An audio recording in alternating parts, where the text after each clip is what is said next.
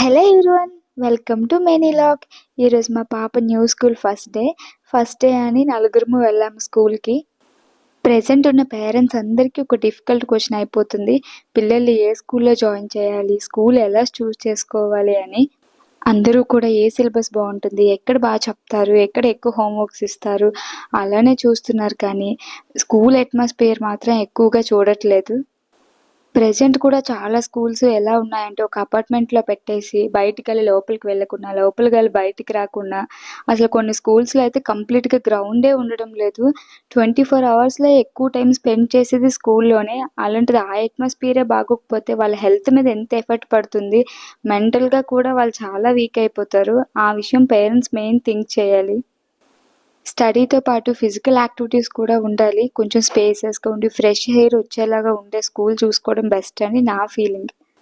ఎందుకంటే ప్రజెంట్ జనరేషన్లో మనం ఎంత కేర్ఫుల్గా చూసుకున్నా చాలా హెల్త్ ప్రాబ్లమ్స్ వచ్చేస్తున్నాయి. అలాంటిది 24 అవర్స్లో ఎక్కువ టైం స్కూల్లోనే ఉంటారు. అలాంటి స్కూల్ చూస్ చేసుకున్నప్పుడు మనం చాలా కేర్ఫుల్గానే చూస్ చేసుకోవాలి కదా. బుక్స్ చూడండి, అసలు ఎన్ని బుక్స్ ఇచ్చారో. ఫస్ట్ స్టాండర్డ్కి ఇన్ని బుక్సా? ఈ బుక్స్ అన్నీ చూసి నేనే చాలా షాక్ అయిపోయాను. మా పాప అయితే ఇన్ని బుక్స్ చూసి మమ్మీ థర్డ్ స్టాండర్డ్ వరకు ఇవే బుక్స్ అని అడిగింది. నిజంగానే నాకు కూడా అలానే అనిపించింది. ఏం చదివేస్తారండి బాబు ఫస్ట్ స్టాండర్డ్కి ఇన్ని బుక్స్ అనిపించింది. స్కూల్సే ఇలా ఉన్నాయనుకుంటే పేరెంట్స్ అంతకన్నా ఘోరంగా ఉన్నారు. 3 ఇయర్స్కే స్కూల్లో జాయిన్ చేసేసి 3 ఇయర్స్కే ఏబిసిడీలు నేర్పించేద్దామని తెగ ఆరాట పడిపోతూ ఉంటారు. 3 ఇయర్స్ నుండి స్కూల్కి వెళ్ళిపోయి ఏబిసిడీలు నేర్చుకుని 10 ఇయర్స్కి వాడు ఐపీఎస్ అయిపోవాలా ఏంటా? 5 ఇయర్స్ నుంచి ఎలానో చదువు స్టార్ట్ అవుతుంది. ఇంకా ఏ ఎంబీబీఎస్ సివిల్సో చేస్తే ఇంకా లైఫ్ టైం చదువులాగే ఉంటుంది. ఎంతైనా ఈ 5 ఇయర్సే కదా వాళ్ళ లైఫ్లో ఉండేది. ఇది కూడా మనం వాళ్ళకి ఇవ్వకుండా ఇంట్లో మనం భరించలేక త్వరగా చదివేయాలనే ఉద్దేశంతోనే 3 ఇయర్స్కే స్కూల్స్లో వేసేస్తున్నారు ఇప్పుడైతే. 3 ఇయర్స్ నుంచే స్టార్ట్ చేస్తున్నారు. A for apple, B for ball అని పట్టి పురాణ. A for apple, B for బాలే ఎందుకు అవ్వాలి? A for ant, aeroplane, anything అవ్వచ్చు కదా.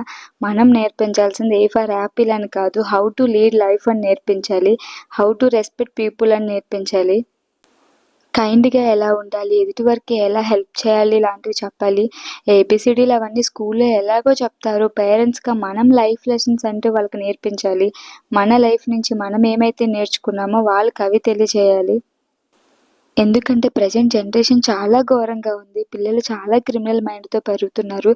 మనం నేర్పించాల్సింది చదువు ఒక్కటే కాదు, how to lead successful life అనేది కూడా నేర్పించాలి. ఇదైతే కంప్లీట్గా నా personal opinion. That's all. Thank you for watching. Please subscribe to my channel.